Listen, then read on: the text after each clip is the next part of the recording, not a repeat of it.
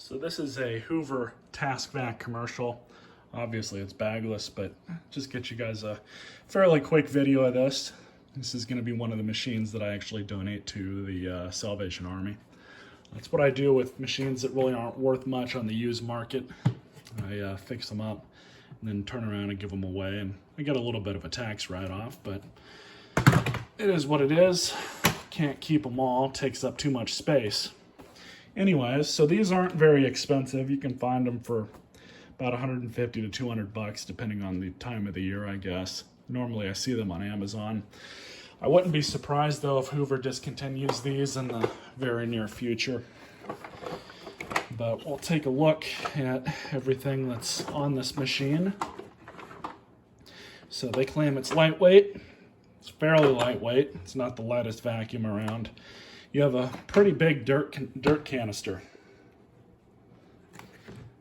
It should also be worth noting that this is the commercial model, it's basically the home or consumer version of this machine with a longer 3-wire cord and different colors.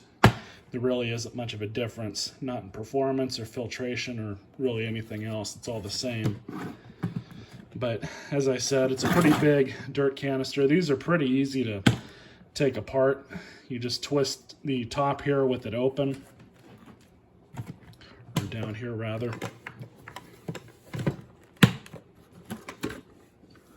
Everything comes apart pretty easy. So you just twist up here, and then you can pull the cyclone out. And then if you want it, all you need is a Phillips screwdriver and you can pull the cyclone apart. It's very simple. This is probably one of the simplest dirt cups to take apart, so I'll give Hoover that.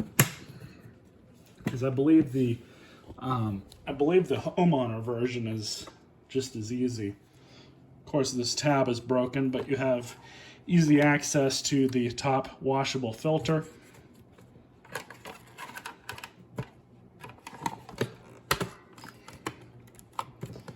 As well as a suction meter, which these kind of work, sometimes they don't.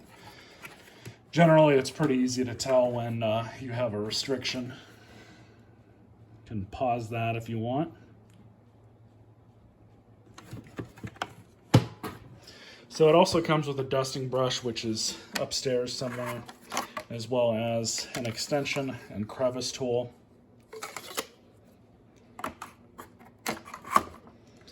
Easy access to the bottom filter.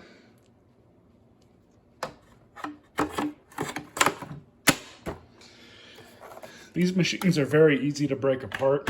In the description is a how-to on how to replace the cord on one of these. And in that video I go fairly in depth on what to do to take one apart. So you have a non-original 3-wire cord. This would normally be orange, like a normal extension cord, but it was missing when I got this vacuum, so I put in a good used cord. I also put in this little guy down here to hold the cord in place. That piece broke completely off, unfortunately, before I got it. That's how I found it. So I kind of did an improvise and used some old scrap hardware and stuff to fix that up. In order to pull the accessory hose off, that's all you do there. This is the exact same as on the consumer model. There's nothing different here other than the color. It also has a belt window to see if the belt itself is broken or not. There you can see it a little bit better. So I don't think the homeowner version has that, but this one does, so that's kind of a nice feature. 5 height positions. You don't have a see-through brush housing here, surprisingly. I don't know why they elected to not do that.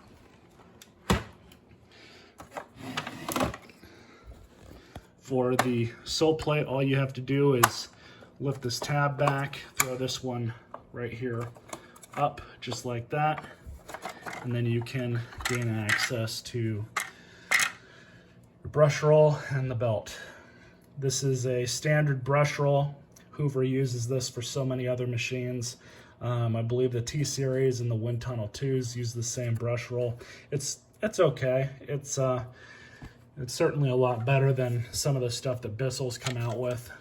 I think these brush rolls are better than those anyways. Easy access to the bottom wheels. If you wanted to take the top cover off, it's literally just a few screws. No big deal there. You have nice rubberized wheels, which some of the cheaper homeowner units don't have these. They're not ball bearing, unfortunately. These wheels are still plastic. So that kind of is what it is there. But you also have some information here on the sticker.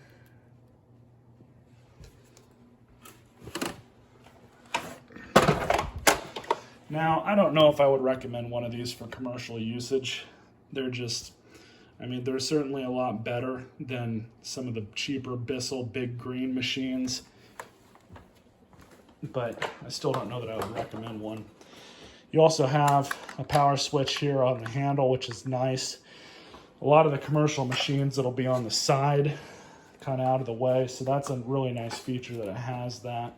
I don't remember offhand how long the cord is on these when they're brand new. But we'll go ahead and plug this thing in. See how it runs.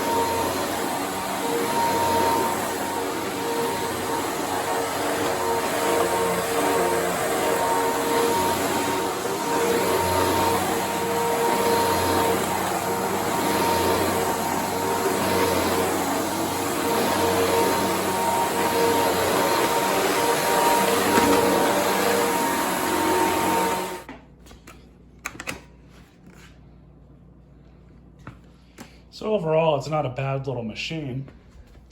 Picked up a little bit of stuff, but I keep my floors really clean. I just wanted to show you guys what it sounded like. So I hope you guys enjoyed this video and stay tuned for more.